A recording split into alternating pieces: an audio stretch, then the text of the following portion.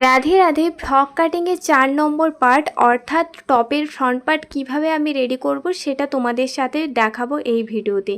এখানে আমি round neck করব, তার জন্য রাউন্ড নেক আগে কেটে নিলাম। এরপর এখানে পট্টি দিয়ে জয়েন্ট করে দিচ্ছি। ছোট ছোট করে কাট লাগিয়ে পট্টির ওপর থেকে চাপ সেলাই দিলাম। এবার চাপ সেলাই দেওয়ার পর পট্টিটাকে ভেতরে ঘুরিয়ে এর ওপর থেকে আরও একটা সেলাই দিলাম।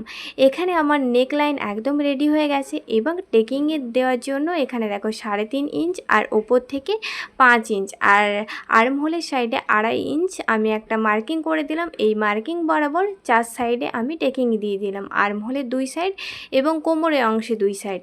এইভাবে আমার টেকিং দেওয়া কমপ্লিট হলো এবং ফ্রন্ট পার্টও রেডি হয়ে গেছে। এরপর আমি ব্যাক পার্টের সাথে ফ্রন্ট পার্টটা অ্যাটাচ করে দিচ্ছি শোল্ডারের অংশে। তো এইভাবে অ্যাটাচ করে দিলাম আর এই সাইডেও অ্যাটাচ করে দিচ্ছি। ফ্রন্ট পার্টের ওপর আরও একটা ডিজাইন করব, যেটা নিয়ে দেখা হচ্ছে নেক্সট পার্টে।